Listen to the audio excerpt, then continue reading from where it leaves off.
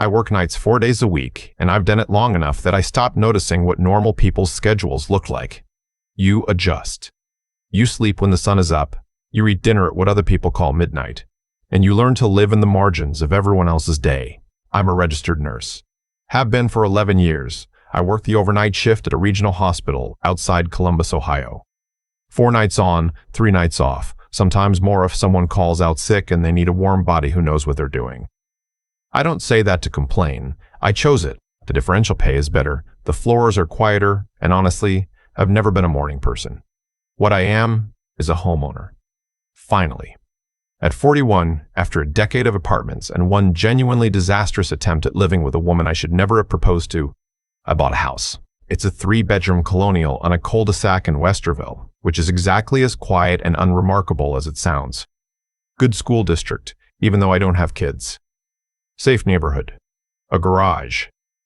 A yard that I don't maintain as well as I should. It cost me $412,000 and every piece of savings I had. I signed the papers on a Thursday afternoon and sat in the empty living room on the floor and ate a sandwich and felt, for the first time in a long time, like something was actually mine. That was 3 years ago. Last October, my neighbor sent me a text at 6 in the morning. I was just getting home from a shift. I still had my badge on. My scrubs smelled like antiseptic and someone else's bad night, and I was standing in my driveway trying to remember if I had eggs. The text said, "Hey, wanted to check, are you renting your place out while you work nights? Saw different people going in last weekend. Figured maybe it was family." I read it twice, then I read it 3rd time. He lives 2 houses down. Retired, keeps odd hours himself, walks his dog early and late. We've never been close. But he's the kind of neighbor who notices things. He'd noticed something. I typed back, "No." "What do you mean, different people?" He called me instead of texting. Said he'd seen a group of 4 or 5 adults go in to my front door on Friday evening. They had luggage, rolling suitcases. One of them had a cooler. They left Sunday afternoon. Last weekend, same thing. Different group, he thought, but similar situation. Going in with bags, coming out 2 days later. I asked him if he was sure it was my house. He said, "I'm looking at your porch right now." "Yeah, it's your house." I stood in my driveway for a long moment. The sun was just coming up. I was tired in the specific way that 12 hours of overnight nursing makes you tired, past regular exhaustion, into something that feels almost chemical. And I had this thought that I immediately pushed away, which was, someone is renting my house while I'm at work. I pushed it away because it seemed insane. It seemed like the kind of thing that happens to other people in other places for reasons that don't apply to you. Then I went inside. I didn't notice anything immediately. The house looked like my house. Same furniture, same layout, same pile of unopened mail on the kitchen counter that I kept meaning to sort through. I walked through the living room, the kitchen, down the hall. The guest bathroom is the one I never use. I have my own bathroom off the master bedroom. I went into the guest bathroom and stood there for a moment. The soap dispenser was full. I'd never filled it. I'd bought the house with a soap dispenser already mounted to the wall, and I'd never put soap in it because I never used that bathroom. It was full. Pink hand soap, the kind from a big box store, the kind you buy in a 2-pack. I opened the cabinet under the sink. There were 2 rolls of toilet paper. A small bottle of shampoo, hotel size, the kind you get at a Marriott. A bar of wrapped soap, still in its paper, travel-sized mouthwash. I hadn't put any of that there. I sat down on the edge of the bathtub and just looked at it. The guest bathroom, the one I never used, had been stocked. For guests, not my guests. I went through the rest of the house differently after that. Slowly, I noticed the guest bedroom had a folded blanket on the chair in the corner that I didn't recognize. Gray, soft, from somewhere. The closet in that room had 2 extra pillows on the top shelf. I owned 2 pillows. They were in my room. These were different ones. The refrigerator had a 6-pack of hard seltzer in the back that I hadn't bought. The freezer had a bag of ice that was partially melted and refrozen into a solid block. Someone had used ice from my freezer. I don't make ice. My ice maker has been broken since I moved in, and I've never bothered to fix it. Someone had brought ice and left the bag. I stood in my kitchen for a long time. Then I called my previous tenant. I should explain. Before I moved in, the house had been a rental. The prior owner had rented it for years, and when I bought it, there was a tenant in place. A guy in his late 20s, easygoing, moved out 6 months after I closed because his lease was up and he decided to move in with his girlfriend. We had no problems. He left the place clean. I gave him his full deposit back without even blinking. I thought I was being a good person. When he moved out, I changed the locks, or I thought I did. I called the locksmith and had the deadbolt replaced. The knob lock, the one built into the door handle, I'd left. I told myself it was fine. Nobody uses just the knob lock. Who has only the knob lock key? He did, apparently. When I called him, I didn't come at him with accusations. I asked if he'd happened to leave anything behind in the house, something he might want to come back for. There was a pause in the line that lasted a little too long. He said no, he didn't think so. I said, so you haven't been back to the house since you moved out? Another pause. He said no. I said okay, thanks, and hung up.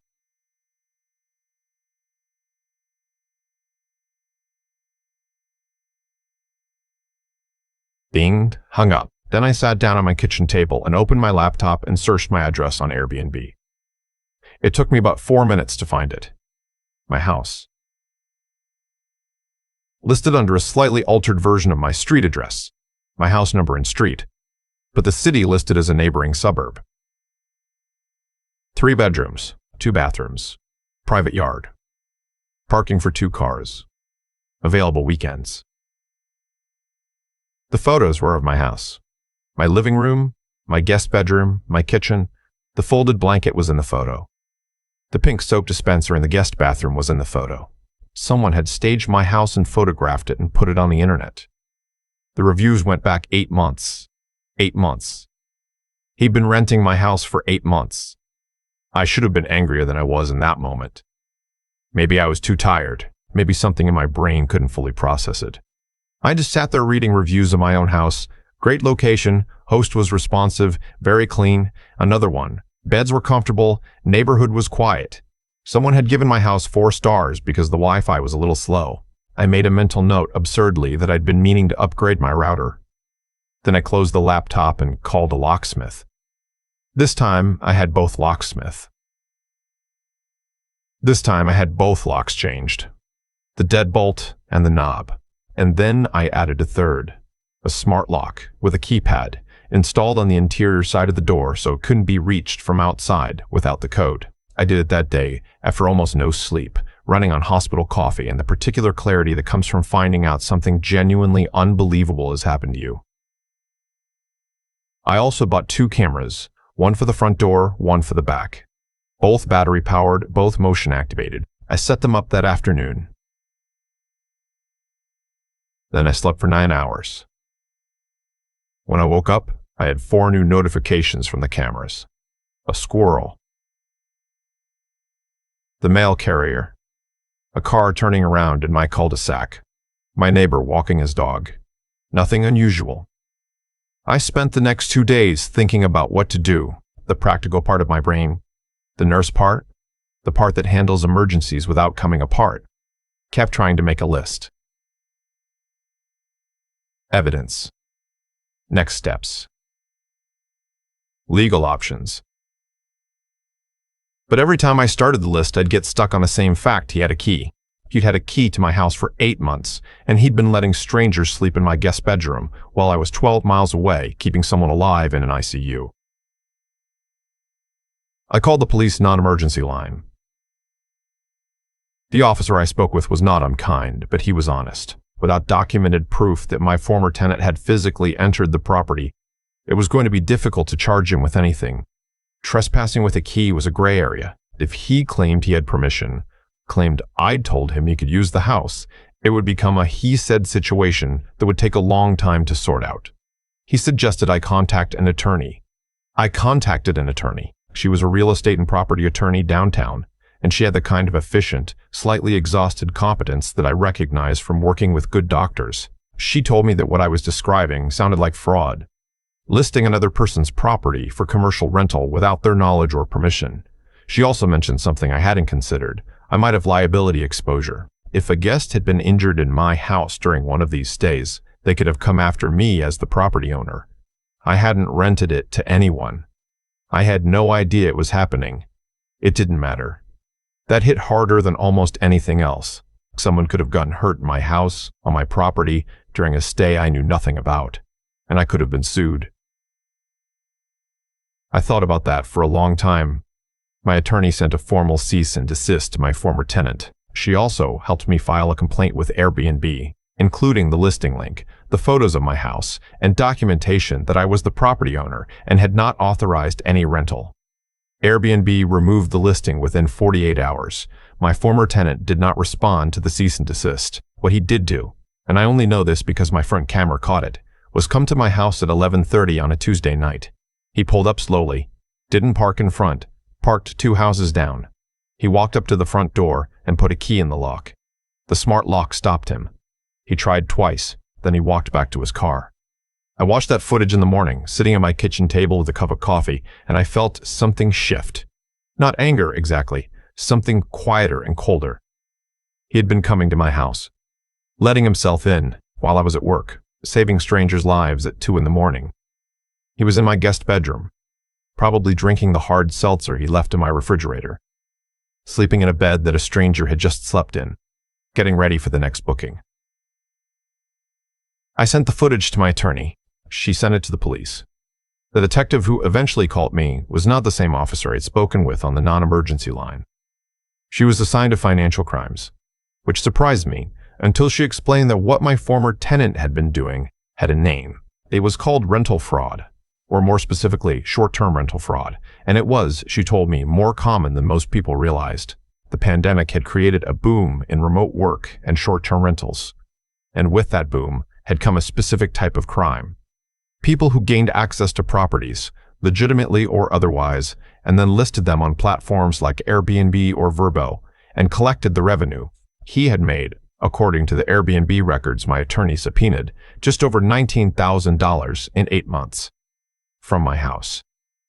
My 3-bedroom colonial in Westerville, Ohio, that cost me $412,000. He had made nearly $20,000 from it without paying a cent of mortgage, tax, insurance, or utilities. Actually, he had paid my utilities. My electric bill for the months in question was slightly higher than usual. Nothing alarming, nothing I'd noticed, but higher. He had been running a business out of my house. He was charged with felony theft by deception and telecommunications fraud. His girlfriend, whose name appeared on some of the Airbnb communications, was also brought in for questioning. My attorney filed a civil suit separately, seeking the full amount of rental income plus damages. The criminal case is still working through the system. These things take time, but he entered a not guilty plea, which I understand is standard, and his attorney has been in contact with my attorney discussing terms. The civil case settled out of court. I won't say exactly how much, but I paid 3 months of my mortgage with it. There's something I keep coming back to. Even now, not the money, not the legal situation. It's this. He knew my schedule. He had to know I worked nights. He had to know which nights I'd be gone. The bookings were always weekend stays, Friday through Sunday, which are nights I often work. He'd lived in my house for 6 months before I moved in. He'd watched the routines. He knew when the lights would be off. After I moved in, I'd run into him twice at a gas station near my hospital. I'd told him, without thinking anything of it, that the overnight shifts were killing me, but the money was good. I probably mentioned working weekends. I was just making conversation. I didn't know he was taking notes. I've thought about that a lot. What we give away in ordinary conversation, what looks like small talk, and is actually intelligence. He wasn't my friend. He was never my friend. He was a person who'd identified an opportunity and filed it away and waited until the right moment, and I'd helped him without knowing it. I still live in the house. I thought about selling. I really did. I'd lay awake during the days I had off and think about what those strangers had touched, had used, had treated as temporary and disposable. My guest bathroom. My kitchen. The yard I don't maintain as well as I should. But it's my house. I paid for it, and eventually, after I'd changed every lock again, after I'd had the carpets cleaned and the guest room repainted and new bedding on every bed, it started to feel like mine again. I upgraded the router, The Wi-Fi is fast now, and I check the cameras every morning when I get home, before I even take off my badge, before I decide whether I have eggs. I stand in my driveway in my scrubs that smell like someone else's bad night, and I open the app, and I look. It only takes a few seconds, and I always feel better after. Some habits you earn. What I keep coming back to isn't the $19,000. It isn't even the photos of my own living room on a stranger's listing. It's the conversation at the gas station, the one where I told him I was working weekends, that the overnight shifts were rough, but the money was good. I was just talking. I didn't think anything of it. And he was filing it away. That's the part that stayed with me the longest. Not what he did, but what I handed him without knowing it. There's a version of the story where I'm angrier, where I feel more like a victim. And for a few days, I was. I sat in that guest bedroom after I'd had the carpets cleaned and the walls repainted, and I thought about all the people who'd slept there, who'd used my bathroom, who'd left reviews about my Wi-Fi speed, and I felt something I can only describe as a low, steady outrage. Not the hot kind, the cold kind. The kind that doesn't burn out quickly. But outrage by itself doesn't get you anywhere. What got me somewhere was the camera footage, the attorney, the subpoenaed records, the civil suit. All of it required me to think clearly when I didn't want to think at all, to act methodically when every instinct I had was just to feel wronged and stay there. I've worked enough overnight shifts to know that feelings are real, but they don't set IV lines. You still have to do the thing. He counted on me not paying attention. He counted on the fact that I was tired and busy and trusting in the way that people who work hard tend to be, trusting that the world is basically operating the way it should, that the people you've treated fairly will treat you fairly in return. That's not naivete. That's a reasonable assumption, but it is an assumption, and he knew it, and he exploited it for 8 months. What I actually learned, not the version that sounds good, is that paying attention is not paranoia. Checking your utility bill is not anxiety. Changing both locks when someone moves out is not distrust. These are just basic acts of taking care of what's yours. I had worked 11 years and saved every dollar I could and bought that house. And then I left the knob lock unchanged because it seemed like overkill. It wasn't overkill. It was the one thing he needed. The civil settlement didn't make me whole in any real sense. Money doesn't undo the feeling of strangers sleeping in your bed, using your guest towels, rating your home like it was a hotel they'd booked, fair and square. But it did something important. It confirmed that what happened had consequences, that the action produced a result, that I wasn't just a person something bad had happened to. I was a person who had gathered evidence, found representation, and pushed back. That matters, not for anyone else's accounting, for mine. I'm still in the house. I still work nights. I still come home in scrubs that smell like someone else's hard evening, and I stand in my driveway and open the camera app and look. The Wi-Fi is fast now. The locks are solid. And I know, in a way I didn't before, exactly what it costs to stop paying attention to what you've built.